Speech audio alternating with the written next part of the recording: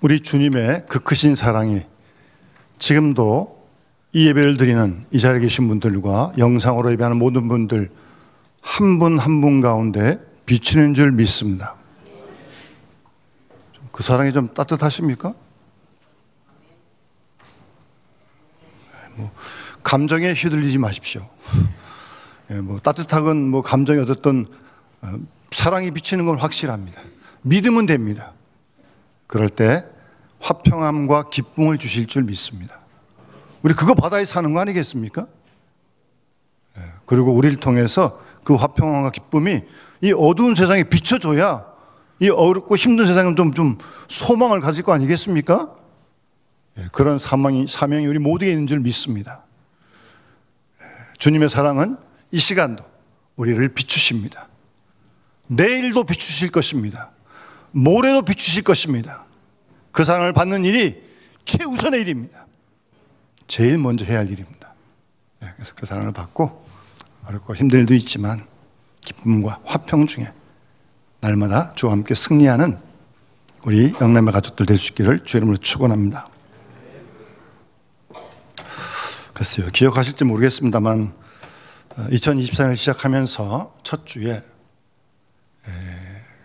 하나님 마음에 합한 사람이 되도록 우리 다윗의 말씀을 나누면서 시작했습니다. 그 마음은 변치 않아야 할 줄 믿습니다. 하나님 마음에 좀 쏙 들 수 있길 바라요. 쏙 드는 거 아시죠? 쏙 들 수 있도록. 그리고 주께서 맡기신 일이 무엇이든 교회 일도 그렇고 직장 일도 학교 일도 그렇고 충성합시다. 또 우리 나라의 일꾼들도 그런 일꾼 될 수 있도록 기도합시다. 충성합시다. 사람이 보건 보지 않건 알아주든 알아주지 않든 그에 개의치 마시고 묵묵하게 하나님 바라보고 충성하시면 하나님께서 우리를 통해서 하나님의 뜻을 이 땅에 이루실 줄 믿습니다.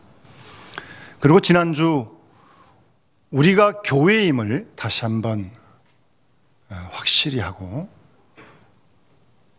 예수가 주님이시오, 예수가 그리스도시요, 메시아요, 예수가 하나님의 아들이심을 계속적으로 고백하면서 날마다 우리의 삶이 그 신앙 고백 위에 설 수 있도록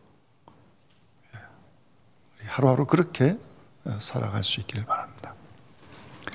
오늘은 1월 한 달 마지막 주를 맞으면서 한번 우리 모두의 믿음을 좀 점검했으면 합니다. 믿음을 좀 점검했으면 했습니다. 고린도후서 13장에 너희가 믿음 안에 있는가 늘 시험하고 확증하라고 말씀하십니다. 늘 내가 믿음 안에 있는가, 늘 여러분 스스로에게 계속 물으셔야 합니다. 믿음 안에 있겠거니 그런 착각에 빠지지 마세요. 나는 모태신앙인데 모태신앙이면 다 믿음 안에 있습니까? 저도 모태신앙입니다. 3대인데 저는요. 그렇다고 매일 믿음 안에 있는 게 아닙니다. 하나님 공평하세요. 처음 믿은 분도 믿음 안에 더 오래 있을 수 있고, 어쨌든 믿음 안에 있는가를 계속 시험해야 합니다. 점검해야 합니다. 말하는 것도 행동하는 것도 예수를 믿고 하나님 믿고 성경 말씀을 믿고 거기로부터 행동하고 말하고 심지어 생각하는 것까지 믿음의 생각을 하고 있는가 계속 물어야 합니다, 여러분. 그렇지 않으면 아담의 후손인 우리는 얼마든지 얼마나 자기 중심, 자기 욕심, 자기 정욕, 안목의 정욕, 이생의 자랑 따라갈 위험이 정말 많은 사람들입니다. 따라서 계속해서 하여튼 자신을 믿음 안에 계속 두는 훈련을 해야 합니다. 그래서 우리 믿음을 좀 점검해야 돼요.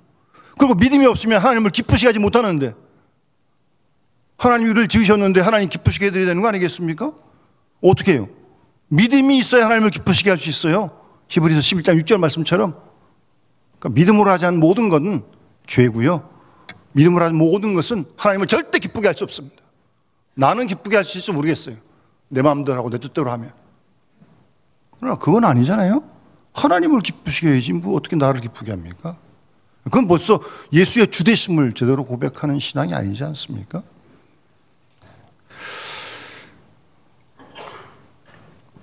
뭐 믿은 지 얼마 안 된 분도 계시고 또 오래되신 분도 계신데 믿은 기간에 관계없이 직분에 관계없이 정확하게 하나님 말씀 앞에서 우리 자신의 믿음을 이 시간 점검을 하고 믿음이 정말 건강한지 굳센지 아니면 또 그렇지 않은지 또 믿음을 어떻게 달아볼 수가 없는데 좀 어느 정도 나가는지 한번 좀 그렇게 좀 점검을 좀 할 수 있길 바랍니다. 여러분 오늘 본문 말씀은 예수님께서 그 귀신 들린 아이를 어쨌든 고치신 사건입니다. 여러분 마가복음에는요 이 귀신 들린 고친 사건이 4번 나와요. 4번. 그냥 나중에 한번 찾아보세요. 1장에 예수님께서 회당 들어가셨더니 막 소리 지르는 귀신을 예수님께서 고치셨고 5장에 마가복음 5장에 거라사인의 군대 귀신을 쫓으셨고요. 그리고 바로 이제 앞에 7장에서 수르보니게 여인의 딸을 귀신 들렸는데 고치신 사건 나오고 오늘 본문에 이제 4번째 나오는 겁니다. 그 귀신 들리는 아이를 제자들은 못 고쳤는데 예수님이 오셔서 이제 고쳐주신 사건이에요. 또 이런 말씀을 읽으면 아니 목사님 지금이 어떤 시대인데 귀신 얘기를 합니까? 귀신. 예? 이 AI 시대, 이 최첨단 시대에 귀신이 어디 있냐고. 여러분 귀신 있다고 믿습니까?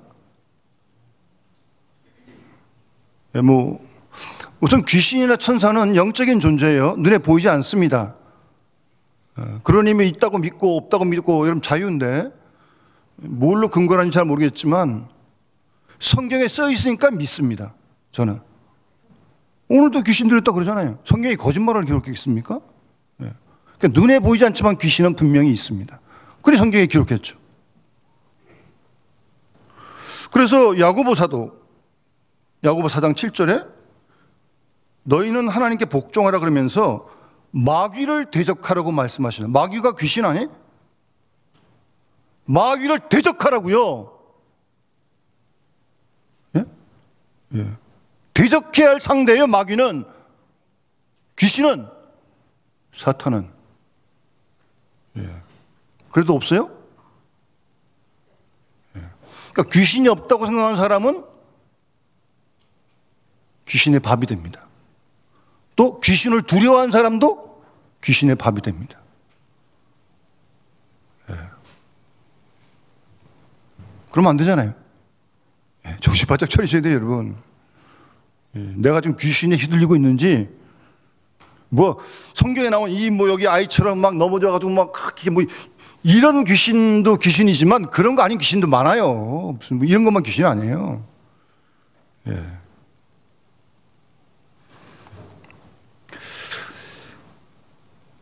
사실 이 본문 읽기 전에 예수님께서는 지금 변화산상에 올라가 계세요.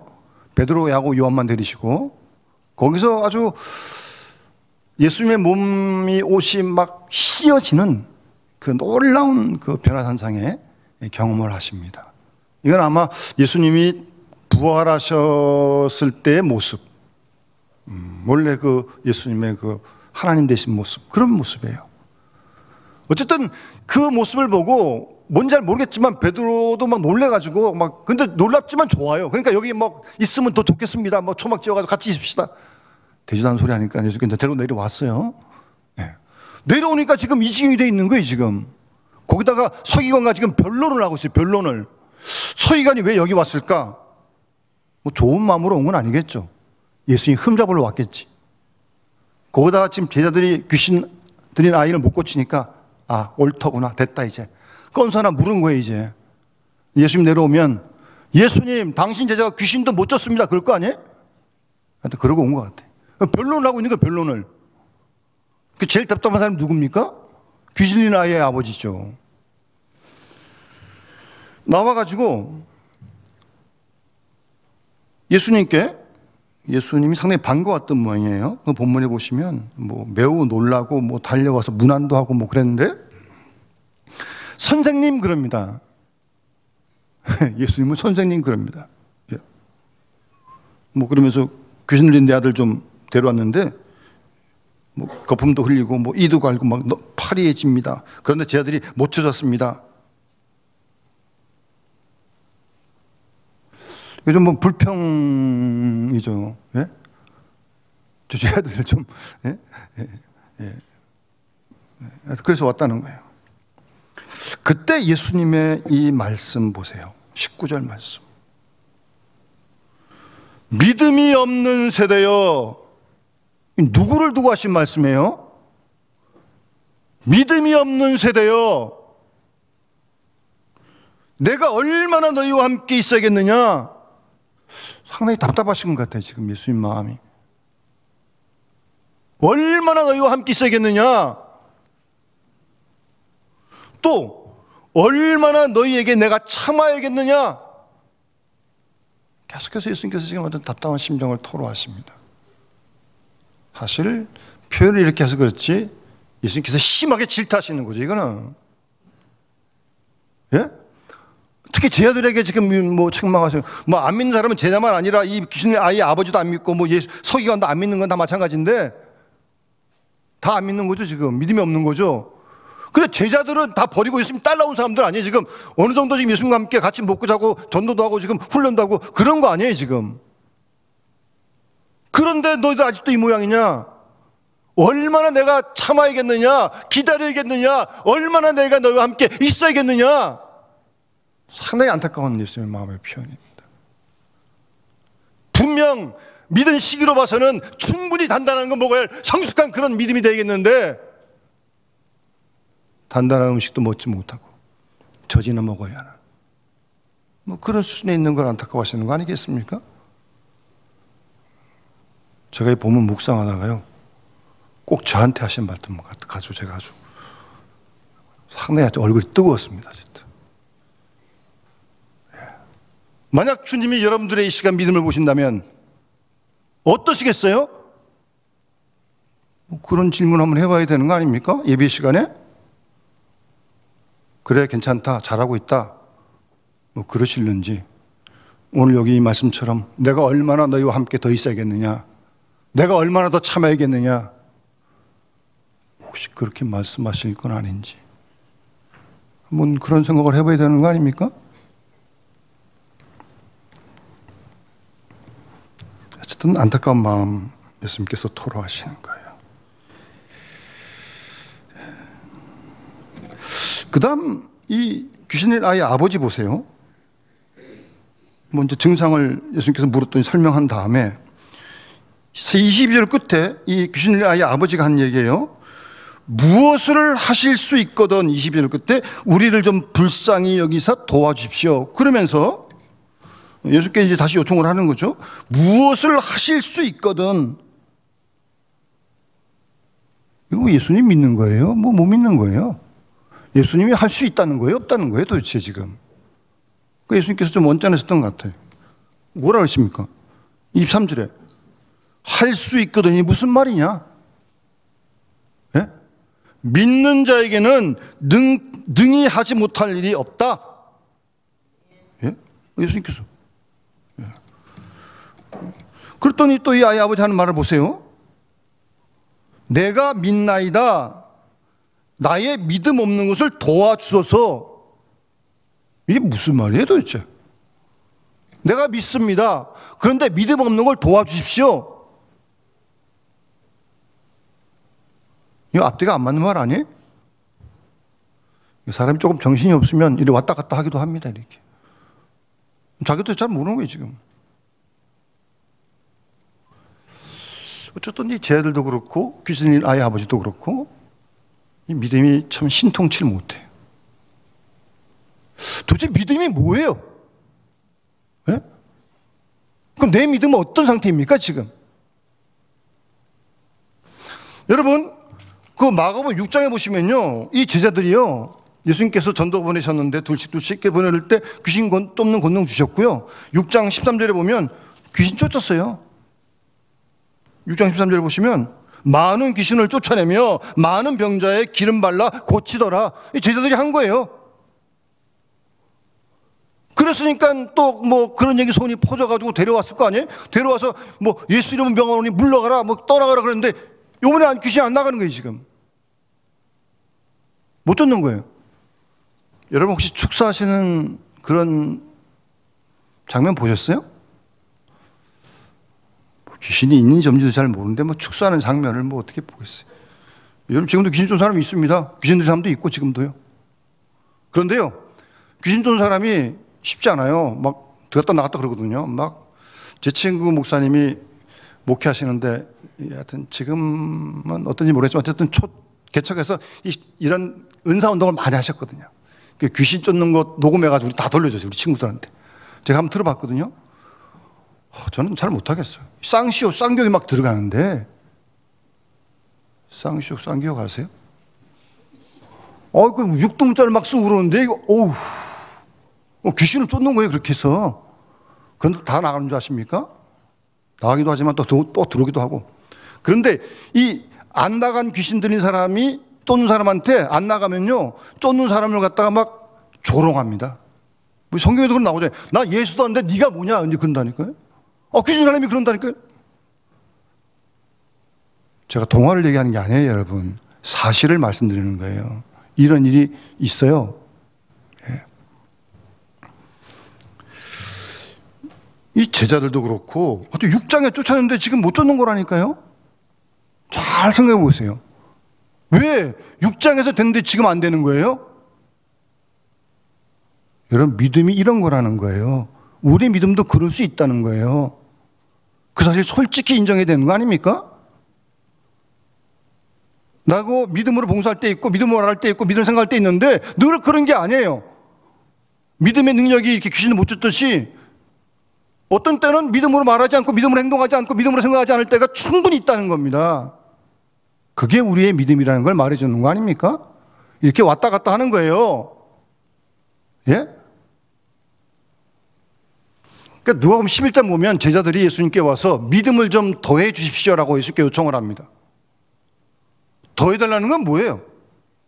나 요만큼 지금 갖고 있는데 좀 더 달라는 거 아니에요? 그런데 예수님의 대답은 너희에게 겨자씨 하나일 만한 믿음이 있었더라도 뽕나무이더러 뿌리가 뽑혀가지고 바다에 심기울어 하여도 그대로 됐을 거라는 게, 뽕나무는 뿌리가 굉장히 깊어요. 근데 겨자씨, 여러분 겨자씨 좁쌀만 하거든요. 그만한 믿음이 있어도 그렇게 됐을 거라는 게 무슨 말씀입니까? 제자들은 더 달라 그러는데, 이만큼 있는데 못 하니까 좀 더 달라 그러는데 예수님은 겨자씨. 무슨 말씀이에요? 믿음의 문제는 엄밀히 말하면 양의 문제가 아니고 많고 적음의 문제가 아니고, 물론 예수님도 믿음이 적은 것 때문이다라고 이렇게 말씀하고 믿음이 크다고 말씀하십니다. 오늘 이 병행 본문인 마태복음 보면 예수님께 제자들이 나중에 창피해가지고 와가지고 다 간 다음에 조용히 우리 왜 못 쳤습니까? 물어봐요. 거기 마태복음 17장에는 예수님께서 너희 믿음이 작은 까닭이다라고 이유를 분명히 말씀하십니다. 그러니까 이런 표현 쓰죠, 우리가. 내 믿음이 적다, 크다, 뭐 이렇게 표현 쓰는데, 표현 쓰는 건 쓰시는 거지만 엄밀히 말씀드리면 신앙은 있느냐 없느냐의 문제라는 거예요. 그러니까 믿음이 없으니까 못 쫓는 거죠, 뭐 엄밀히 말씀드리면. 그 제가 예수 안 믿냐? 안 믿지도 않겠죠. 뭐 다 버리고 예수님 쫓는데 어떻게 안 믿겠습니까?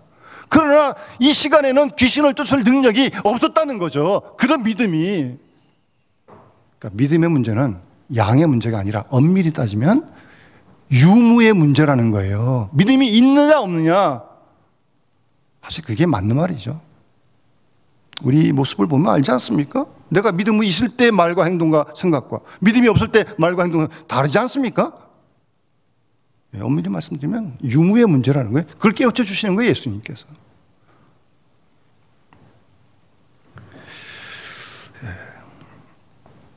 어쨌든 제자들이 6장에서 쫓았는데 지금 이 9장에서 쫓지 못한다는 사실. 이렇게 우리의 믿음은 항상 이렇게 업다운이 있다. 늘 변하는 거 아니겠습니까? 우리가 기기도 아닌데 어떻게 믿음이 항구여일하게 24시간 뭐 똑같겠습니까? 그렇지 않다는 거죠. 뭐 조그만 뭐 어떤 일에도 영향을 받게 되고, 뭐 속에서 생기는 어떤 욕심 때문에도 흔들리기도 하고, 뭐 분노가 생기기도 하고, 여러분 그런 다 우리 생활 아닙니까? 기분 나쁜 전화 하나 받아도 그냥 확 나빠지는데, 뭐 믿음이 막 흔들리잖아요. 이렇게 막 무슨 소식이 들어오면 막 근심이 몰려오고 막 다 믿음이 없는 거 아니에요? 야, 이러면 안 되겠다. 정신 차리고 다시 주님을 찬양하고, 예? 그렇게 이제 마음을 고쳐먹고 은혜를 구하는 건데, 예. 하여튼 그렇게 우리의 믿음은 항상 사실 이렇게 오르락내리락 한다는 사실. 이렇게 오르락내리락하면서 이렇게 자꾸 올라가야 되는데, 오르락내리락하면서 자꾸 내려가면 참 곤란합니다, 이거. 예. 그럴 수도 충분히 있습니다, 여러분. 예. 그게 우리의 믿음의 본래 모습이다. 그 사실을 우리가 본 제도를 통해서 발견하게 됩니다. 그러니까 6장에서 9장에 지금 못하잖아요. 그러니까 뭐예요? 믿음은 제자들 소유가 아니에요. 우리 소유가 아니야. 내 마음대로 믿음을 키우고 믿음을 지켜가고 그럴 수 있는 게 아니라는 거 아닙니까? 그래서 믿음은 선물입니다. 선물. 하나님이 우리에게 주신 선물이에요. 우리는 구원받은 건 물론 선물이지만, 그 에베소 2장 8절 말씀에 너희는 그 은혜에 의하여 믿음으로 말미암아 구원을 받았으니 이것은 너에게 난 것이 아니요 하나님의 선물이라, 그렇게 말씀하셨는데, 구원받은 것도 선물이지만 지금 내가 가지고 있는 뭐 이만큼의 믿음이라도, 하여튼 요만한 믿음이라도 하나님의 선물이라는 거죠. 그러지 않고는 6장에 있으면 9장에도 하고 계속 해야지. 내 거라면. 내 게 아니라니까요. 선물이야, 선물. 하나님 주신 거예요. 믿음이 하나님 주신 선물이라면 정말 소중하게 여기고 그 선물을 잘 관리해야 될 거 아니겠습니까? 예? 예. 누구는 뭐 큰 소리 한번 낼지 모르서 안 한 줄 아십니까? 그거 한번 손에 뱉어내고 나면 이게 막 전체가 다 흔들려 버려. 믿음이. 그래서 안 하는 겁니다. 내 믿음에 해가 되는데 뭐하러 그런 짓을 해요? 미쳤어요? 내 믿음 까먹는데 흔들리는데 왜 그런 일을 해? 누구 좋으라고? 믿음을 잘 관리해야 된다니까요. 선물이니까요. 예. 관리도 못하면서 뭐 6장에 있었으니까 지금도 있겠지라고 아무리 떠들어보십시오. 귀신이 나가나. 절대 안 나갑니다. 정말 믿음, 살아있는 믿음, 생생한 믿음, 그런 믿음 상태를 잘, 그래서 늘 말씀을 묵상하고 거기서 벗어나지 않도록 하기 위해서. 제가 말씀드렸죠. 우리나라의 그 평균 뭐 SNS 이거 3시간이 넘는데요. 3시간. 3분리만 떼가지고 말씀만 묵상해서 사람이 달라질 텐데 3시간 뭐 SNS 다 뭐 인터넷 이거 다 하면서 말씀은 뭐 글쎄 뭐 몇 분 보는지 잘 모르겠어요. 뭐 열심히 한 사람이 20분 본다 그랬어요. 20분. 20분하고 3시간하고 비교가 됩니까, 여러분? 3시간 동안 맨날 뭐 거기서 돌고 있는데 무슨 뭐 맨날 그 생각만 하고 있는데 뭐 말씀 생각은 20분밖에 안 하고. 그러니 뭐 어떻게 말씀도 살겠습니까? 절대 못 삽니다, 그거는. 예. 관리를 잘해야 돼요, 여러분. 선물이기 때문에요. 소중한 거기 때문에요. 예. 믿음 상태를 지키기 위해서. 예. 선물이라며요, 선물. 그러니까 뭐 어쨌든 무슨 이유인지 잘 모르겠지만 6장의 이후에 제자들은 뭐 기도도 쉬었고 뭐 우쭐 한번 폼도 한번 잡아보고 그랬는지 모르지. 뭐 귀신 나가니까 얼마나 뭐 우쭐 기분 좋겠어요, 뭐 아주. 예? 예. 모르겠어요. 무슨 이유가 있는지. 하여튼 어쨌든 그 능력을 상실해 버린 거예요. 못 쫓는 거예요, 지금. 창피만 당하고. 왜 이렇게 믿음이 없어져요? 여러분, 제자들은요, 예수님에 대한 어떤 지식, 뭐 예수님 통해 배운 구약 성경 하나님 말씀에 대한 어떤 지식, 좀 그게 늘어났겠죠, 예수님과 함께 생활하면서. 그런데 그게 마치 믿음인 양 착각을 하는 거죠. 여러분 성경 많이 읽으세요? 쓰세요? 많이 아세요? 근데 성경을 많이 알면 믿음이 저절로 막 좋아집니까? 그럼 뭐 신학교 신학 박사님은 뭐 믿음이 제일 좋아야 됩니까? 아닙니다. 꼭 그런 법은 없어요. 성경 많이 알아야 돼요. 읽어야 돼요. 그러나 내가 아는 성경에 대한 지식, 교리에 대한 지식이 곧 믿음이다. 그런 착각에 빠지면 능력이 없습니다.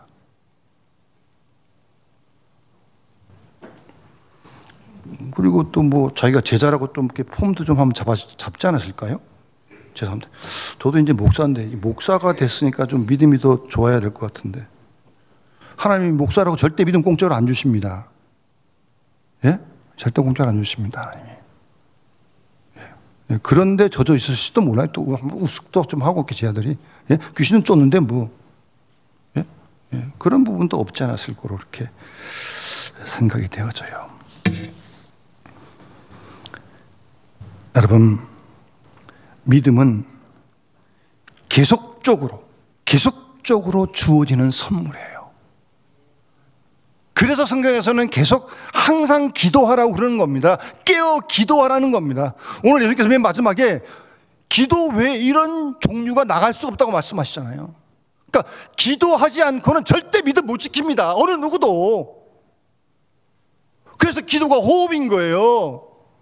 하나님 앞에 무릎을 꿇어야 돼요. 도와달라고 하나님 바라봐야 돼요. 내 생각, 내 이름, 내 주장 다 내려놓고 정말 하나님만 바라보는 겁니다.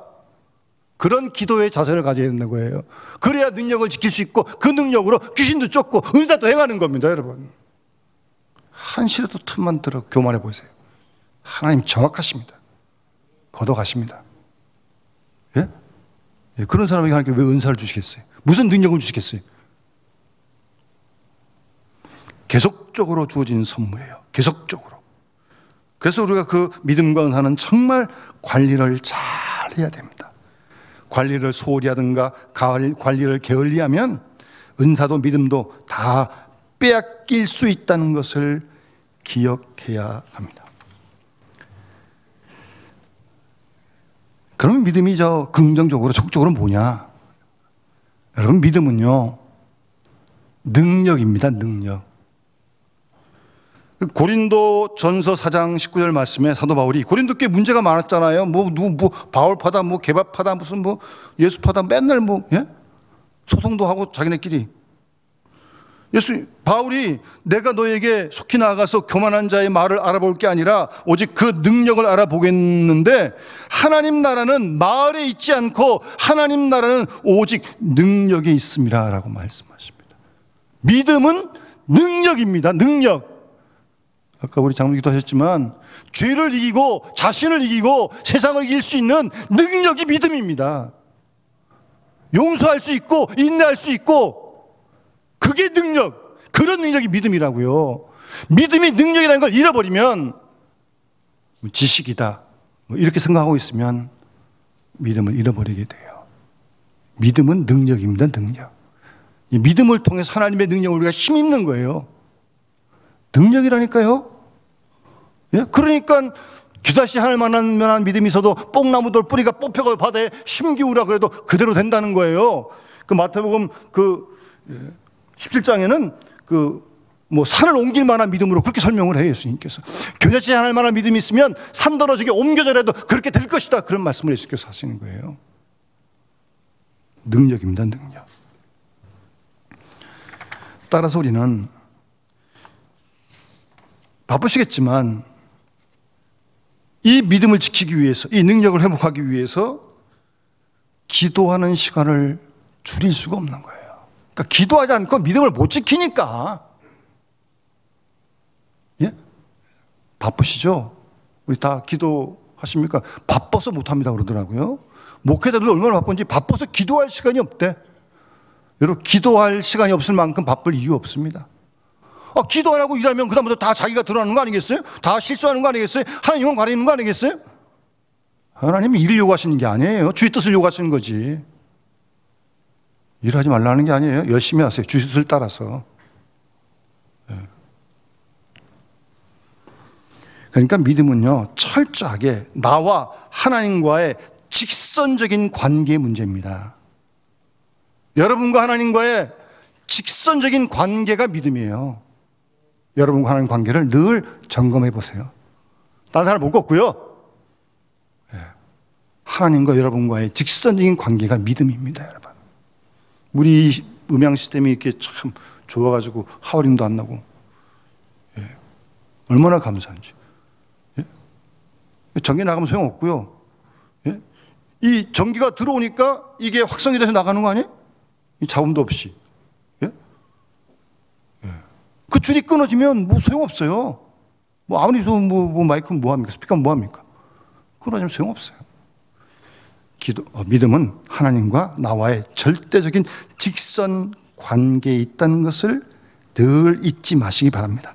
그리고 이런 하나님의 직선인 관계의 믿음은 어떤 환경에서 주어지는 게 절대 아닙니다. 물론 어떤 환경이 도움을 줄 수 있는 건 사실입니다. 뭐 기도원 가고 수련할 수 있어요. 그게 도움이 줄 수 있는 거지만 그 환경이 그걸 보장해 주는 건 아니라는 거죠. 그런 착각에 빠지면 맨날 뭐 기도만 가고 맨날 뭐만 하고 정작 혼자 떨어지면 아무도 못해. 그런 믿음이 되서는 되겠습니까? 어떤 환경에서 스스로 주어지는 것처럼 착각하면 역시 믿음은 잃어버리게 되는 것입니다. 그러니까 사실 다 따지고 보면 쟤들도 마찬가지고 아버지도 마찬가지인데 우리가 믿음을 잃어버린 이유는요, 결국 자신에게 있는 거예요. 자신 때문에 다 믿음을 잃어버리는 겁니다, 여러분. 나와 하는 거에 적시문제 문제인데 뭐 핑계는 낼 수 있지, 뭐 누구 때문이다, 뭐 때문에 낼 수 있지만 그건 다 핑계고요. 그런 뭐 여건이 되더라도 뭐 흔들리지 않으면 되는 거 아닙니까? 하나님과 관계 속에서. 예. 그래서 그 길 외에, 그거기 때문에 그래서 기도 외에 이런 유가 나갈 수 없다는 거예요. 그러니까 기도하지 않고는 절대 믿음 못 지킵니다. 순간순간 정말 겸손 앞에 무릎을 꿇어야 돼, 하나님 앞에.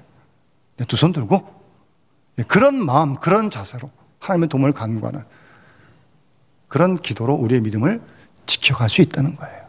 그 기도를 통해서 하나님의 능력을 힘입는 믿음의 역사가 우리를 통해 일어나게 되는 거죠.